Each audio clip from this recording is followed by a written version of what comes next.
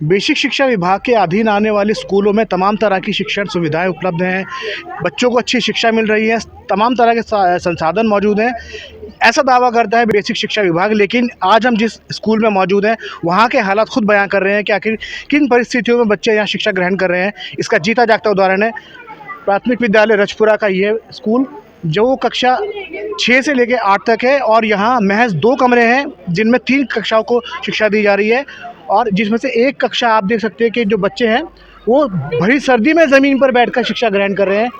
हम कह सकते हैं कि इससे ज़्यादा विडंबना और क्या होगी कि जिस देश में बच्चों को शिक्षित करने के लिए सरकार तमाम तरह की योजनाएं चला रही है, तमाम तरह की व्यवस्थाएं होने का दावा कर रही है, वहाँ पर आप देख सकते हैं कि भीषण सर्दी में भी बच्चे ज़मीन पर बैठकर पढ़ रहे हैं। इस समय रजपुरा गांव के प्रधान हमारे साथ मौजूद हैं, उनसे बात करते हैं और जानते हैं कि आखिर क्या व्यवस्था है उनके स्कूल में जो ये बच्चे यहाँ पर ज़मीन पर बैठकर पढ़ रहे हैं, किस तरह के हालात हैं और क्यों यहाँ पर बच्चों को पूरे संसाधन नहीं मिल पा रहे हैं। सर, क्या नाम है आपका? विकास विल्टोरिया। विकास जी, रजपुरा ब्लॉक में आपका ही स्कूल आता है। 6ठी से लेकर 8वीं तक के बच्चे यहाँ पढ़ते हैं, लेकिन महज 2 कमरे यहाँ पर हैं और बाकी 1 क्लास के बच्चे ज़मीन पर बैठकर पढ़ रहे हैं। क्या परिस्थिति है, क्यों ऐसा हो रहा है? परिस्थितियाँ तो देखो, बीएससी ऑफिस में हमने 1 साल पहले लिख के दे चुके हैं और अभी बीएससी ऑफिस से कुछ आए भी थे कि आप तोल भी करी थी उन्होंने कि अभी आने वाला है, फंड आने वाला है, लेकिन 1 साल से कोई फंड नहीं आया। मैं 2 कमरे हैं इस स्कूल में और बच्चों को मैं अपनी पंचायत घर में पढ़ा रहा हूँ। पंचायत घर में मुझे भी दिक्कत है, मीटिंगें वगैरह होती हैं, लेकिन सर्दियों में या गर्मियों में बच्चों को ऐसे खुला नहीं छोड़ सकते, तो बच्चों को पढ़ाई लिखाई पंचायत घर में कराई जा रही है। फर्नीचर तक नहीं है बच्चों के पास, ज़मीन पर बैठ के पढ़ रहे हैं भीषण सर्दी में, क्या कहना चाहेंगे? भाई ये तो सरकार को देखना चाहिए। आप लोग प्रयास बीएस से, हाँ मेरा तो प्रयास है, मैंने तो 25 मेज के लिए भी बोला था और जब फंड नहीं आ रहा तो कहाँ से हो। ग्राम पंचायतों पे इतना पैसा नहीं कि अपनी गांव की नाली खड़ंजे भी सही कर सकें, तो इसके लिए आप बीएसए विभाग को जिम्मेदार मानते हैं? बीएस से। अच्छा, प्रधान जी, सर्दी में तो आज ये हालत हम दिखाई रहे हैं, गर्मी में और बरसात के मौसम में किस तरह की स्थिति रहती है? बरसात के मौसम में भी इससे ज़्यादा खतरनाक स्थिति है। बस मैं अपनी पंचायत घर में ही बिठाता हूँ जब बरसात होती है। क्या लगता है ऐसी परिस्थिति में बच्चे पढ़ सकते हैं? किस तरह की शिक्षा ले रहे हो? जिसे पढ़ना है वो तो एक खंबे की लाइट के नीचे भी पढ़ लेगा। अच्छा, जिसे पढ़ना है, और जिसे नहीं पढ़ना, चाहे उसे तुम MIT में या दुनिया के टॉप स्कूल में ले जाओ, वो नहीं पढ़ेगा। यानी संसाधन हो ना हो, बच्चे के अंदर पढ़ाई की लगन होनी जरूरी है। हाँ?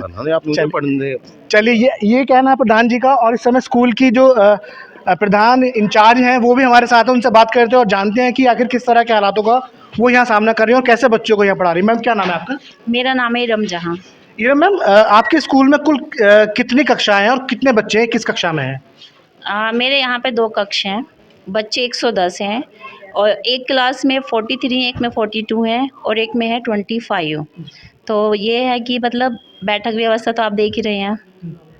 तो मैम, जैसे अभी तो खैर सर्दी का मौसम है, बच्चे ज़मीन पर पढ़ रहे हैं, और भी मौसम बरसात का और होता है, गर्मियाँ पड़ती है, फर्नीचर तक नहीं है बच्चों के पास, तो कैसे ज़मीन पर बैठ के पढ़ाई कर पाते हैं और कितना? दरा और चटाई पर ही बैठ रहे हैं। वैसे हमने अधिकारियों से कांटेक्ट किया है, वो बोले कि कमरे तो आ रहे हैं, पिछले 2 साल से यही कह रहे हैं कमरे आ रहे हैं।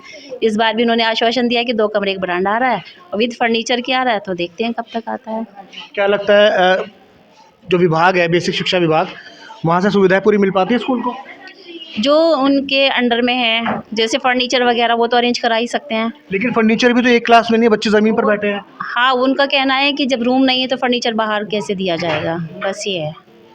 तो आपको लगता है कि अगर यहाँ पर व्यवस्था पूरी हो जाए तो बच्चों को ऐसी शिक्षा मिल पाएगी? बिल्कुल, क्यों नहीं मिल पाएगी, बहुत अच्छी शिक्षा मिल पाएगी। हम तो यहाँ पे वही आश्रम पद्धति द्वारा नीचे बच्चों को बैठाकर अच्छी शिक्षा ग्रहण करा रहे हैं बच्चों को, तो कोई कमी नहीं है पढ़ाई में। तो स्टाफ भी अच्छा है, कोऑपरेट कर रहा है। स्कूल की जो इंचार्ज हैं या शिक्षिका होते हैं, इनके ऊपर एक जिम्मेदारी ये भी है कि किसी ना किसी तरह बच्चों की संख्या को बढ़ाया जाए। हाँ, लेकिन इन परिस्थितियों में कैसे बच्चे और बढ़ पाएंगे? हाँ, वो तो है।